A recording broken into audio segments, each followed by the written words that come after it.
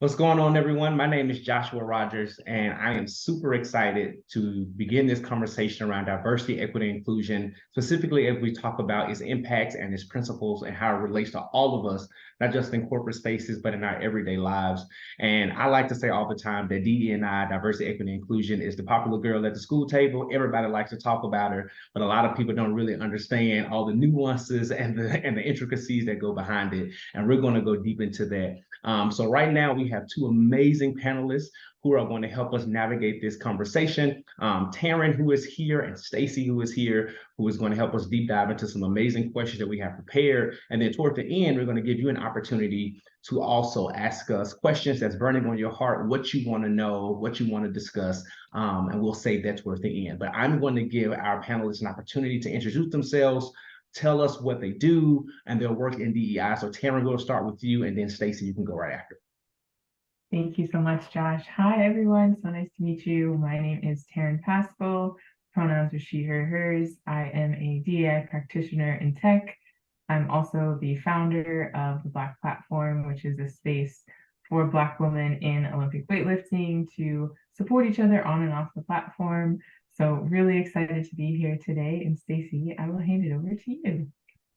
Thank you, Taran. I'm also excited to be here because anytime I can talk about DEI, A, B, however many acronyms, letters you want to throw after it, I'm always excited to be able to do that. But really my focus is on inclusion. I feel like if we can focus on including folks and really getting to a state where we are focusing on inclusion rather than exclusion, then we're going to be ahead of the game. So that is my goal and my focus, and my company is Rework Work, because we love to rework what doesn't work about work.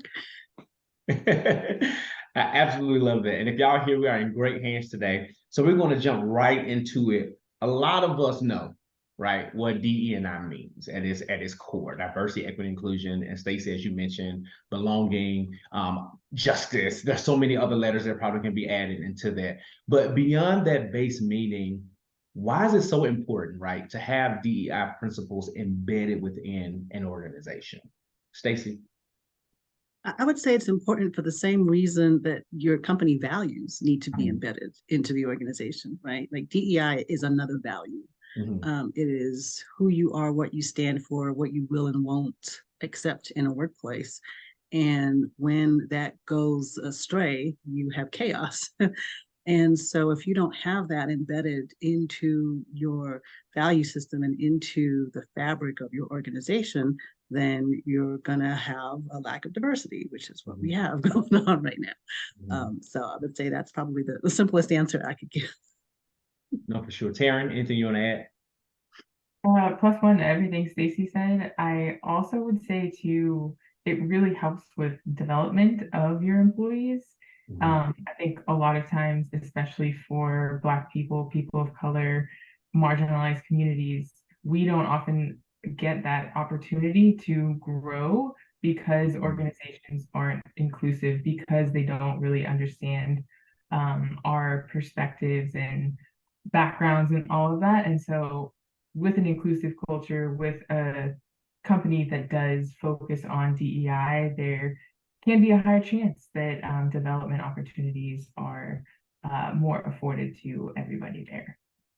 No, I love that, because looking at it as a value proposition is really important, right? Because I think as you bring more diverse people to the table, you also bring diverse experiences, right? Skill sets, and all of this really matters, not only to your bottom line, but to the overall culture that you're building, the innovative ideas that can come out of those different experiences and backgrounds, whether that is differences in race, ethnicity, gender identity, sexual identity, socioeconomic status, the list goes on, right? So having that diversity at the table is crucial, I think, to the thriving mechanisms of any organization.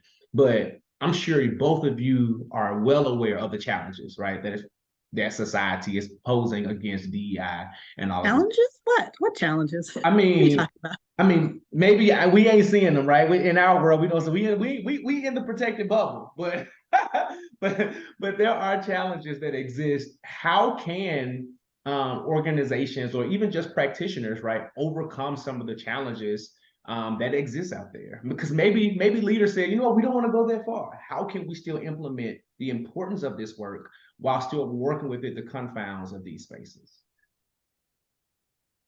Well, I'll go and just say that I think for me, I always say that I don't focus on the challenges. I don't focus on the obstacles. I don't focus on the people who aren't interested in talking to me, right? You know, between 2020 and now, one of the questions I would always get is, well, how do you deal with the naysayers and the people that don't think that DEI is important? And I'm like, I don't, right? You're not my people.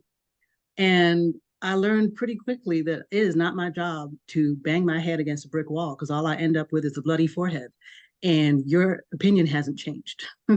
So if you are a proponent, right, you're out there saying this isn't for us, we shouldn't be doing it. I don't see the importance. This isn't necessary, right? All the things that we hear, okay, that's cool. But there's 8 billion people on the planet. Sure. And I'm going to talk to the folks who actually understand that this is important. Now, those folks might not know how to move forward. They might need help, resources, tools. They need structure, guidance, strategy. I'm going to help with that. But if you're not even like on the playing field, we're not even playing the same game. So there's no point. Right? I don't have time to teach you the game. You need to, right? We're not having that conversation. So I think that's what helps to keep me going, because there were times where I was spending too much energy on the people that I should not be spending energy on. And all it was doing was draining me and making me frustrated and making me feel like I was wasting my time. And that wasn't serving the people who actually need the help. Right. Okay. I love that. Taran? I love all of that, Stacey, and I definitely had my share, or had my time of dwelling on all the naysayers and all the people that want to question everything that you're doing, or like a lot of the things that happen in my space is one bad thing happens, so then, oh, we're just gonna stop now. If we focused on all of that, then obviously I don't know what kind of world that we would live in. To that point, I think it's important to recognize what power that each of us has and what power we have as a collective. Obviously, that's going to vary based on privilege and opportunities and all of that, but I do think that it's really important for this work to continue to move forward, is for us to remember, regardless of if you're in a DEI practitioner, if you have this title, you have power, you have the ability to continue moving this work forward. And to Stacey's point, there are so many people out here who are willing to help you and ready to help you move that work forward. And I love that you both brought that up, because I think in so many cases, right, the naysayers or those who challenge the work, they can be loud, right? And oftentimes, if we step back and look, they loud and wrong. Loud and wrong, right? But they are somewhat right in a minority. But how can we, you both talked about pulling people forward on the journey, right? And helping those who want to be helped. How can we identify the ones who genuinely want to be helped, right? Versus those who are just kind of providing lip service to get us to move along? You want to go, Taran? I'm thinking. I think in general, from my perspective, it's pretty obvious. It's something that happens very quickly. Like, you recognize that, in having a conversation, even just, are you having a conversation, or are you actually like arguing back and forth? Like, that is something that I learned very quickly. People put that barrier up really quick, and I recognize, okay, this is not something that you actually want to get help with. You're just trying to like antagonize me. So I know that's, again, you're not for me. Whereas other people who are more open to, I think of so many things in sports analogies, thinking of like how coachable somebody is. Like, are you truly asking out of curiosity, out of your lack of awareness because you want to grow, you have that type of mindset? Or are you asking because, again, you just want to be annoying, you just want to like prove your point. So that's one way that I have figured that out. Yeah, I totally agree with that. And I think, it's like we all have, like, just as humans, we have this sort of BS meter, right? We can tell when someone's kind of giving you just nonsense, and you just have to go with your gut, I think, sometimes on that. I do think that, especially the more you do this work, the easier it is to recognize, because there are patterns. There's language that people use, words people say, and immediately, like within like the first 5 words, you're like, oh, here we go. I already know what you're gonna say. I already know what your excuse is going to be. I already know what you're gonna ask me to do. Right? And so when you come across those folks, I will usually respond with questions. So I like to respond with curiosity. What is your goal? Right? What is your goal in having this conversation with me? What are you trying to accomplish? How do you think I can help you? Right? To achieve that goal. If you don't know what that goal is, maybe you're not ready for us to have that conversation yet. So you might need to go away, go figure that out, then come back. I'm gonna be here. I'm not going anywhere. So you go have some conversations with the DEI committee or with your leadership or whoever it is you need to have the conversation with, and then we come back. And because what I'm not going to do is go back and forth, kind of like what you said, Taran, right? It's like you get to that point where you realize this is not productive for either one of us. So I do think that there's that, but I think also for individuals who are listening, there's a place where you have to protect yourself, right, from the gaslighting that sometimes happens in the workplace. And again, you can kind of sense it, you can feel it, and I think before you get frustrated and kind of go off, which is what used to be my default. It was like, what? Now I pause. And so I like to teach people about the power of the pause. And that it is okay to take a breath, take a beat, take a day, take a week if I have to, and think through what I need to say to you about this situation. Go get data, go ask other people. Like, I observed this thing happening. Do you see this happening too? Or is it just me, right? Just getting feedback and really being able to see, rather than, and that's why like people have mentors, right? That they can go to be able to run things by. I really think, especially as a person of color in the workplace, you've got to have an objective third party that you can take things to sometimes, to one, to vent, but two, to really get some feedback. Because sometimes, you know what, it is you. Well, it is you. It's not them, it's you. But a lot of times it's them. And you need to be able to know the difference. And sometimes that can be difficult. No, I get that. I think what I just heard wrapped up in all of that is that being in this work requires you to be a level 5 adult, right? There is a level of maturity and self-discipline and self-awareness that has to be there. Because I think you're right. You can hear certain things. I know I've walked past conversations and I was like, nope, not today. I don't have the energy, the capacity, the mental wherewithal to deal with any of that, right? When a certain person was elected to lead our country, I took a personal day. I was like, I don't have it. I don't know what those conversations are going to be like. This is a matter of fact, it's a sick day because I need to recover, right? So I think being well aware of what's happening can save you a lot of that back and forth because it's not productive, right? And I think as much as some of our jobs are to educate, right, and to empower and to provide those resources, I am not your 24/7 educator. So I can give you just resources of books. I can point you into some right directions. And then, like you said, when you're ready, we can have some productive conversations to see where we can go. But that leads me to this idea of what diversity looks like in the workplace, right? I think we understand that diverse talent exists across all demographies. And sometimes that diversity is not well represented in spaces because of some recruiting tactics, but in a lot of cases, that diversity is there. Maybe not when you go to the About Us page and see it at the executive leadership. Sometimes like, okay, all right, we can do some work. But if you go a little bit deeper into their org chart, you can see some of that diversity. But what I really want to hone in on is something you both talked about earlier, is that inclusive piece, right? So once diversity is well represented, right? Once we have a great representation across a range of people. What can we do to make sure those individuals feel included in the spaces that they've been brought into or accepted to be in? I mean, I always have thoughts, but I want to let Taran kind of. No, you're good. You got it.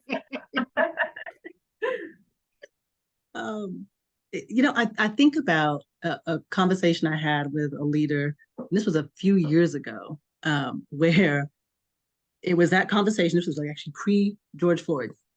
Well, maybe it was right around that time. But anyway, the point is, because like, wow, we're 2023 now, it's been 3 years. But the conversation was about this exact thing where it's like we tell people to come in and be their authentic selves in the workplace. And sometimes we're not ready for that. So we say it and we might mean it in the moment, but we don't actually extrapolate that out and understand what that means. And so this is an example that really always makes me think. It was a bank executives that we were talking to, and one of the managers said that they had a gentleman who came in and started wearing pink pumps to work every day. So suit, but pink pumps. And they were like, what do we do? How, right? Like, this needs to stop. And the question was, well, does it, right? What are you afraid of, right? What is the representation that is concerning for you? Is this person customer facing, right? What kind of customers do you have? What are your values in the workplace? Like, I mean, there's so many questions, right, that arise from this conversation with the fact that this person, you said I could be myself. Myself wants to wear pink pumps with my suit to work, right? So just being able to realize, like, that's such an example that really puts a visual in your head of, are we actually ready to embrace people's authentic selves? And do we have a workplace that's going to allow for it? And not only the workplace, but then your customers, right? Because, okay, internally, well, we know Joe. We got no problem with Joe coming in with pink pumps. Oh, but he can't be customer facing because we don't want the customers to see him. Okay, well then, wait, right? So now it's like we started with a little bit of inclusion, but now we just clawed it all back, right? So being able to really sit and walk through what that looks like and how we treat people, the language we use when we talk about them, what we say to people when they're in front of our faces, what we say about them behind their backs, right? The jokes that we tell, all of those things matter when we talk about inclusion in the workplace. The first thing that I thought of when you were talking about that is just Black women wearing their hair natural, wearing their hair in braids. Like, you want us to show up as our authentic selves, and then we do, and then the microaggressions that are attached to that, the like, oh, people getting fired because of the hair that they were wearing, because apparently Black people can't have blonde hair. Don't know where that came from, but I definitely agree with everything there. And I think to really hone in on that, it's truly, we love to talk about like the culture of this organization is such a great culture, but what about that culture is actually inclusive for different demographics? Because it seems, based on experiences, based on stories that we hear, is that it's only inclusive for X person or X type of person. So really thinking about what are the things, like Stacey noted, what are the values that you have as a culture? What are the processes that you have in place? Even like, it's great to focus on the hiring, but to Josh's point of this question, what are we doing to make people feel safe after the fact? Onboarding starts when the recruiting process starts, and onboarding continues throughout the journey of an employee's career. So what are we doing to make sure that, it's one thing to have ERGs, but is there psychological safety with a manager? Is there representation of within that employee's community that looks like them or identifies similar to them? Are there diverse teams? Like all of these things that obviously we talk about as DEI practitioners all are important. And I think that we get so wrapped up in, oh, well, we need to focus on diverse talent, which we all know, yeah, we do. But what are we also doing on the second half of that journey, which is honestly, I feel like even more important than the first part. So No, I love that you said it starts at the onboarding starts at the recruiting stage, because I think that is very true. And I think that's where, a lot of organizations shine because they want talent, right? They want the best of the best. Diversity does exist, right? In excellence, right? Excellence does exist in diversity and vice versa. But is there a path to inclusion, right? Does it work in tandem? Is there diversity first that we look for, and do we create equitable cultures that then lead us to inclusion, or should inclusion just be embedded in all of our policies and strategies? Taran?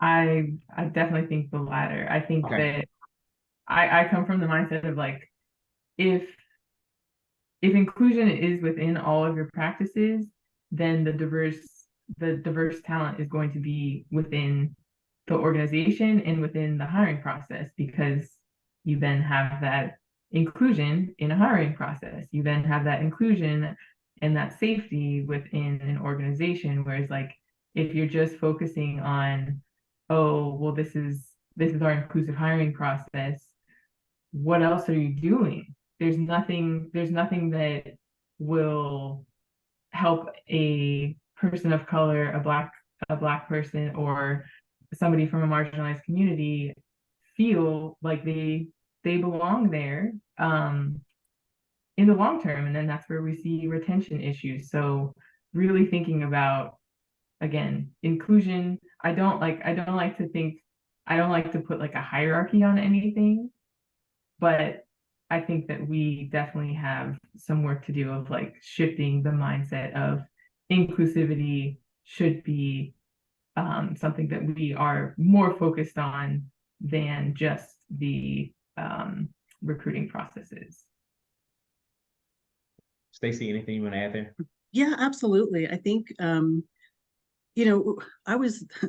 think that recruitment is, there's many doorways to equity in a workplace, but recruitment probably has the biggest. It has like the garage door, right? Like you roll that up and everyone's coming in. So that's why we focus so much on recruitment.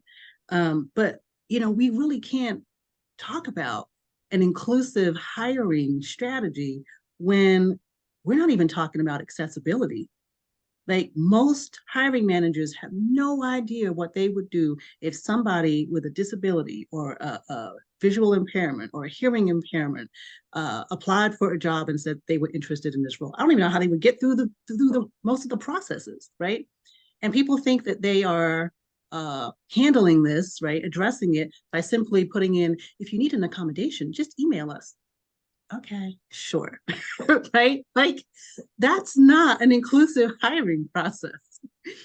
And so if you're not having those conversations in your workplace, right, about jobs that are open to people of different backgrounds, different abilities, then you're so far away from getting to inclusion, it's not even funny, right?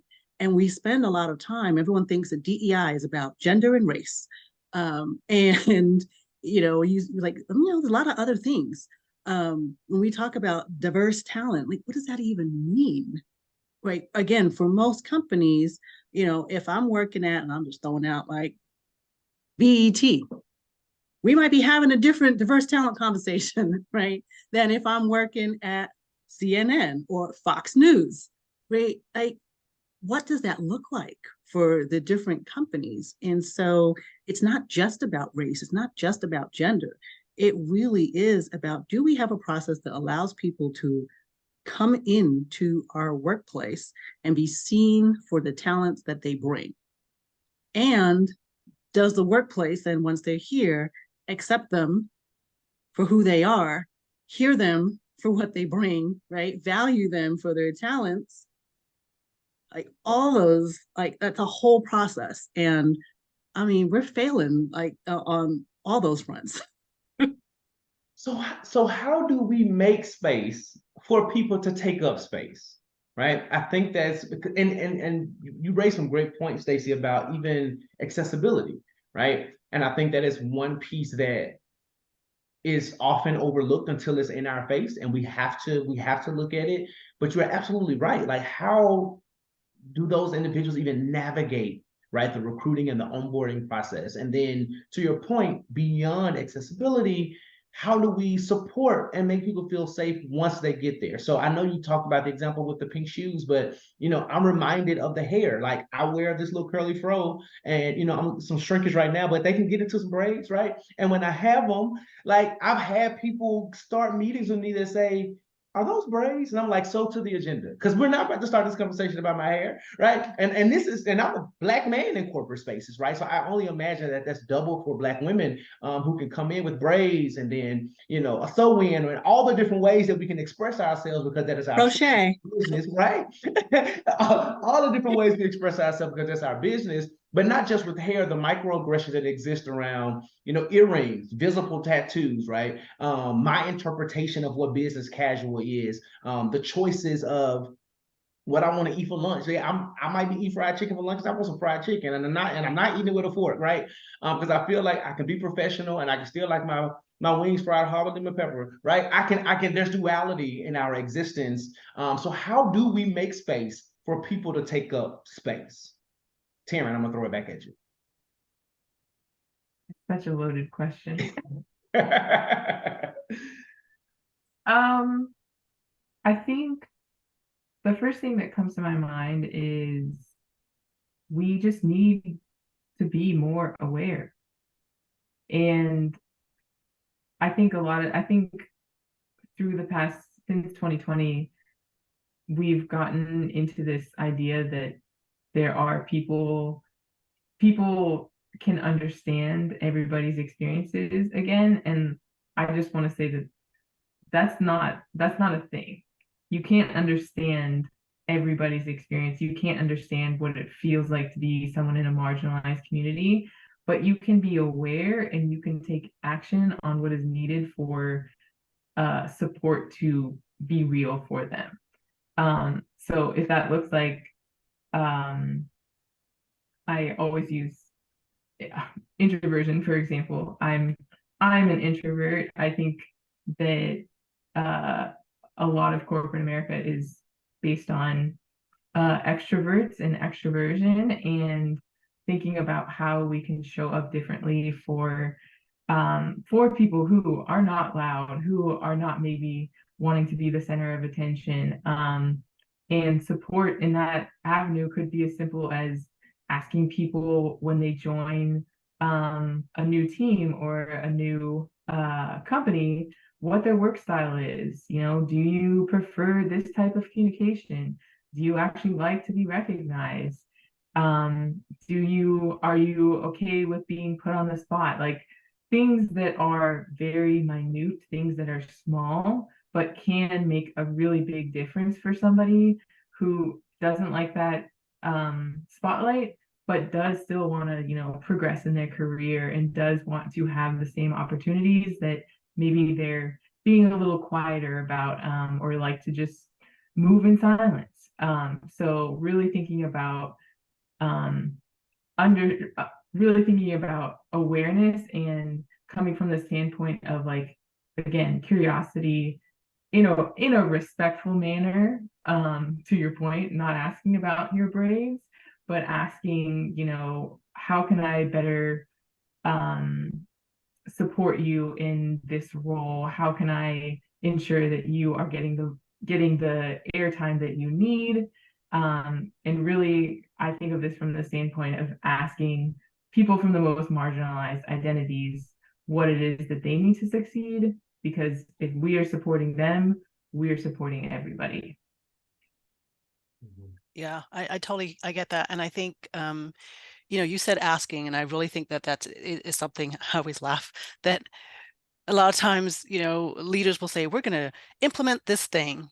And I'll go, huh, did you ask the people if they want that thing? Right? Because half the time they're like, why did they implement this thing? We don't need this. This is useless. This is stupid. We hate it. Like, where did that come from? Like, ask the people what they want. And so I think that if you bring it down to a team level, because we sometimes think organizationally, but organizations are made up of departments, functions, teams, and not every team is going to be exactly the same. I think about when I worked for a video game company, and our department, I worked in a legal department. It was quiet. It was kind of dark. It was like everyone was in their office with the door closed. Everybody was doing their little thing. I loved when I got sent down to marketing, because I'd go to the marketing floor and it was bright, the sun was shining through the like everyone was in like cubicles, so you could see everybody. They had music blasting. It was colorful. There was product everywhere. People were standing around having conversations. There was creativity and innovation happening. You can't do the same thing in that space that you're going to do in that other space and think that it's going to give you the same result, right? Not possible. We really got to bring it down to teams and go, okay, so if what is our goal? What is our team goal as it relates to company goal? And is everybody on board with that goal? And once we all are clear on what the goal is, then how can I help support you, as you said, Taran, in getting to that goal? Because sometimes what we want to do is we want to tell you how to do your job. We want to tell you how to act, how to behave, what to say. We want to script everything out, what to wear, all these different things, what time to show up.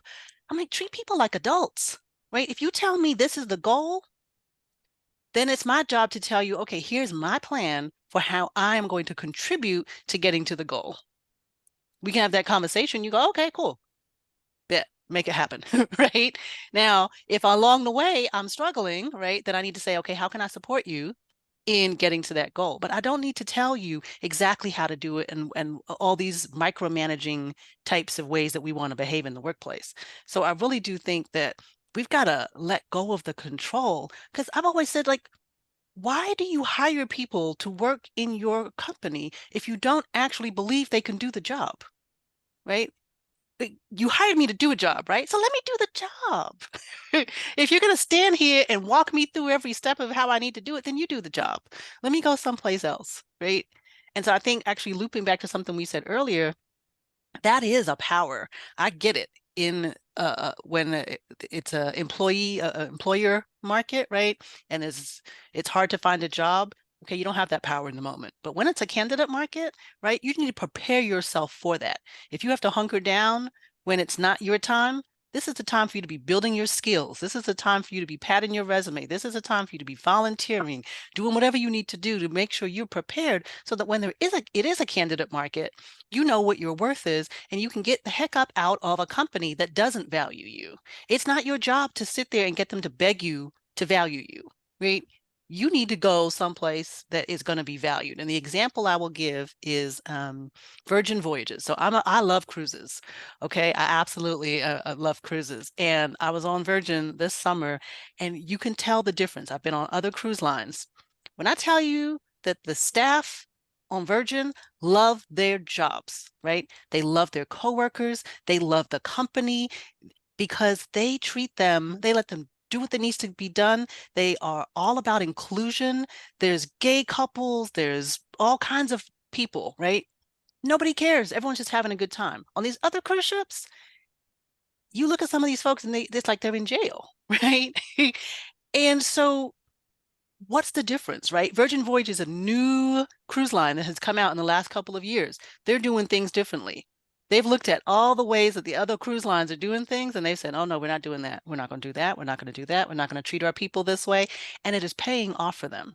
And so there is such an opportunity for companies now to say, because no company is getting it right in their industry, right? 100%.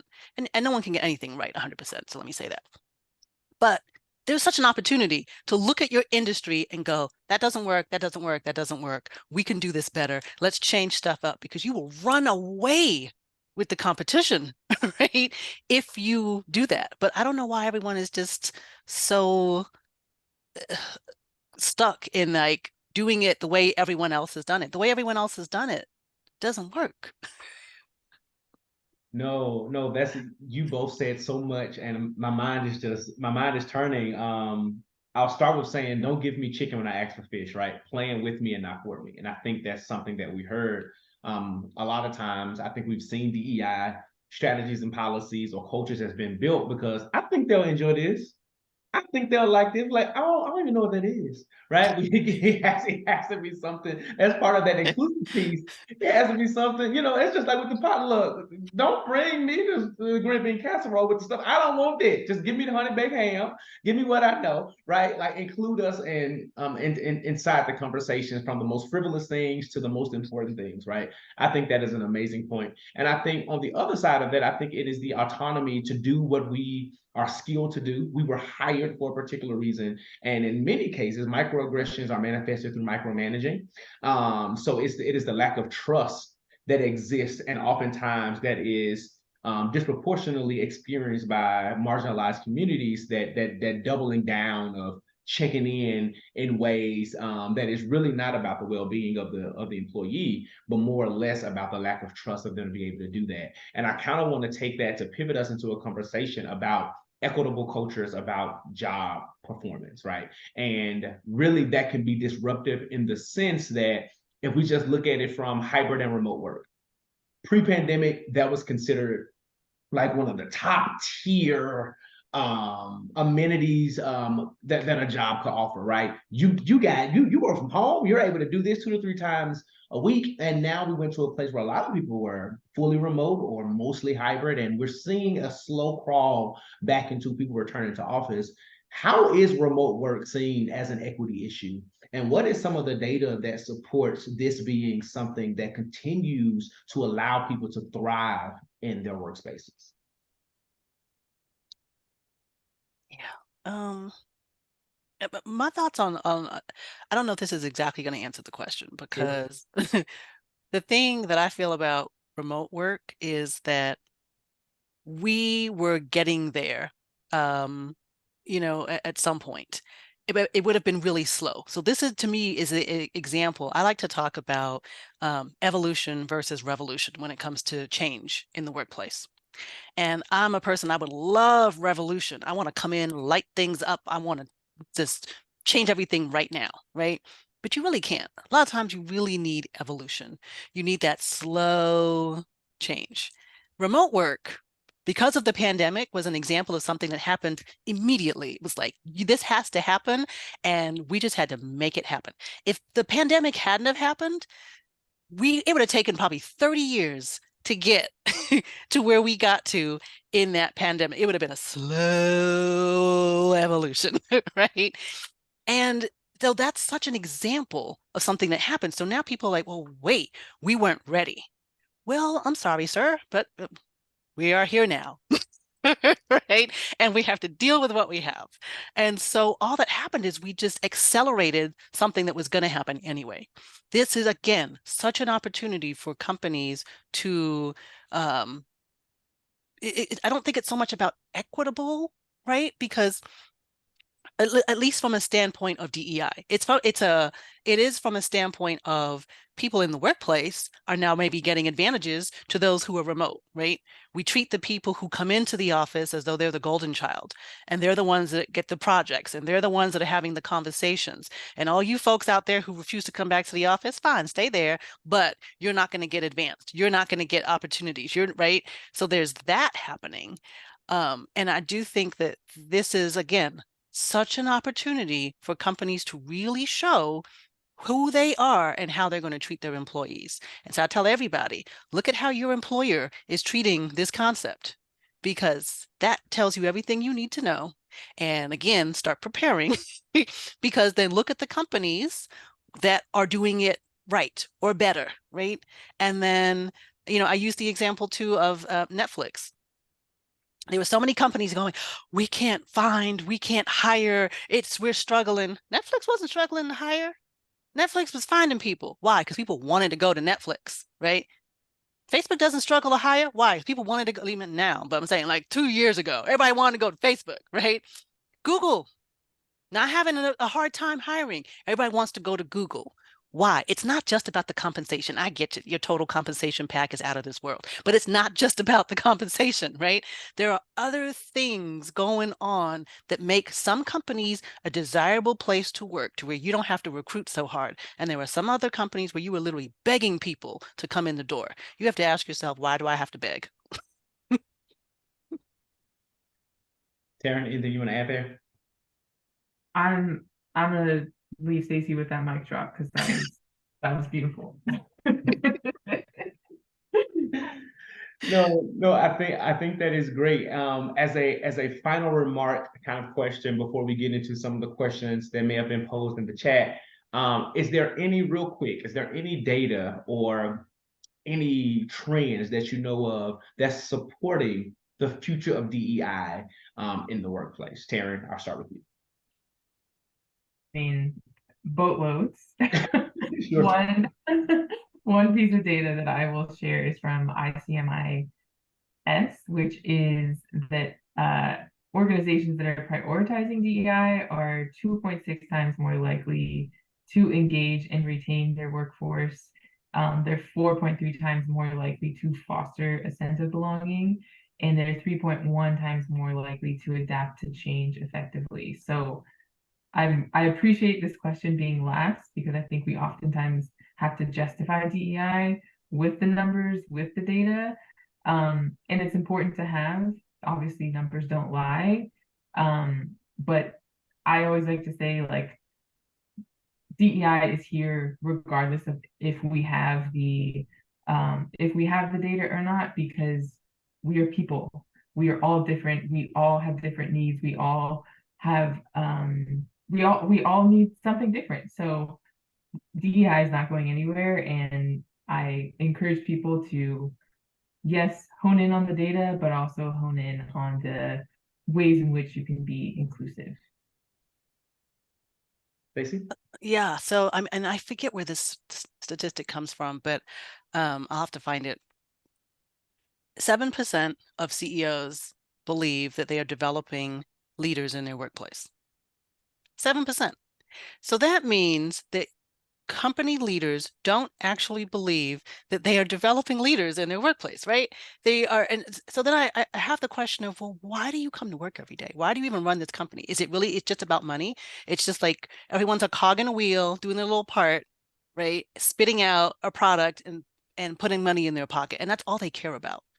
But they don't believe that anything they're doing within their company is actually developing folks to help to advance things. That's a problem. And this is why DEI is looked at as a problem, because if you can't articulate to your leader that you are somebody who is worthy of professional development, who is actually going to be able to help move the organization forward, how do you think you're going to be able to articulate an argument about spending money on a strategy that people already think doesn't work, right? You have not I won't say created, but you haven't brought forth the argument, the skill, the strategy that is going to help that leader see why this is important. And so it's not just the leaders, because we know they got their problems, but it's also us, right? We have to really make sure that what we are doing has impact. And so we know that it does. We're seeing that it's happening bit by bit, but it kind of goes to what I said about evolution versus revolution. When you are evolving, it's really difficult to see change. And so we are evolving, right? But it's so difficult. I'm sure that those leaders who say, we're not developing leaders, 20 years from now can look back and go, oh, I was wrong, right? But in the moment, we're not seeing it. And so that's also part of the struggle, that we really have to try to find some ways to be able to put eyes on what is the progress that's actually happening. Awesome. We do have time, just as a note, for maybe 2 or 3 questions. If you want to go ahead and put them in the chat, we can read them out loud and pose them to both Taran and Stacey and get those questions answered. But while we're waiting for you to kind of formulate your questions and put them there, if you have any, I do want to ask, just considering those points that you had about the data and the trends and the future, and Stacey, you just hit on something about leadership. What pieces of advice would you give to leadership to continue to uplift the importance and the value add of DE&I? Because if we're gonna keep it a buck, if the leaders ain't on board, right, it is only so far that organizations will be able to go in this work, and then sometimes this fight, right? So what piece of encouragement would you give to leaders to say, hey, stay in the trenches? I would say that if you think about, you've got to articulate it in a way that they can understand. And so one of the things that we talk about is the fact that everyone understands that you need to diversify your portfolio in order to have success in your investments, right? But yet when it comes to our workplace, we have our issue. We also understand that when you diversify that portfolio, it doesn't always work. Sometimes the market crashes, and then no matter what you do, there's going to be a problem, right? Or sometimes you diversify that portfolio and you just happen to invest in a stock that just didn't work in that moment. You don't throw out your entire portfolio and say, this strategy doesn't work, right? You move some things around and then you keep going. And again, we know that if you look at that portfolio over a 20-year period, you're going to have huge, huge gains. But if you look at that portfolio over a 2-month period, you might have major losses, right? And it's the same with DEI. We have to be able to articulate it in that way for people to stop looking at things in this sort of step by step and really look at the big picture. Yeah. I would just add to that too. I think a lot of leaders, as a lot of people, get stuck in this phase within their learning journey of DEI, of like, they start learning about it, they figure out, that there's something that they feel guilty about or shame about. And then it's just, again, to Stacey's point, I don't want to feel this. I don't want to deal with this. I don't want to move this forward. I don't want to take accountability for, the things that I may or may not have done, the harm that I may or may not have caused. And so I just encourage leaders to model the behavior that you're asking your direct reports, your organizations to also act on. Like, you are going to make mistakes. You are going to feel guilty. You are going to feel all these things. But you still have to keep going forward. And in order to really go forward in a way that is inclusive, that is equitable, you have to know how to decenter yourself from those conversations and really listen to, again, to Stacey's point, listen and ask people questions. So I really think, on top of everything that Stacey said, learn how to decenter yourself. And in doing so, your learning journey is going to be, I won't say a lot more comfortable, but it will be maybe more graceful going forward. I love that. Decentering yourself. Don't allow your white fragility to be the thing that stops progress. Don't let it happen. All right, we have a question in the chat, because I feel something stirring up on that. That bubbled me up a little bit, because so many times leaders are centering themselves in these conversations and thinking about their experience. But to some earlier points that we made, especially if you're not a part of marginalized communities, you'll never have my experience. So you have to take yourself out of that, right? But one of the questions that we have is that this person said that they're skeptical about the business case for DE&I, but feeling pressed to make that case now that business is down. What are your thoughts about that? I think for me, it goes back to what I said, right? This isn't about, if that's a short-term mindset. So DEI is a long game. It's not a short-term reality. So making changes based upon the short term is going to effectively mess up your long-term strategy. And it's why I feel like we're in this cycle. We're constantly having this conversation because no one's thinking long-term. It's just in the moment. If we go back to stocks as the example, right? I bought a stock. Stock didn't work right now. I'm going to sell the whole thing. Like, I bought, I think it was either Amazon or Google, right? As soon as I bought it, and I was so upset. As soon as I bought it, it went down. I was like, seriously? Now, if I had sold it in that moment, right, I would have lost money. But I knew that that is something that it was going to come back. It has come back. It has doubled, right? But because you got to keep your eye on the long-term strategy. And I think that is what has to happen, is we've got to keep your eye on the long-term strategy. This is not a short-term reality. Taran, add before we go to the next question. Oh, I would just add really quickly to that. I think too, in short term, if we're thinking in the short term, then most of the time we're often thinking rather reactive rather than proactive. So if we're thinking long term, we have that ability to plan, to, again, mistakes are going to happen, things aren't going to work out in the way that you're expecting or hoping for. But because we're being proactive, we have a plan, we have redirection that can still lead us to that long-term goal. Awesome. All right. Our next question is, how do you accumulate data needed to justify DEI? Kind of similar question, but a different nuance here. So how do you accumulate data needed to justify DEI? And where does that data come from? Like, what kind of data should we be collecting? Do you want to go, Taran? Yeah.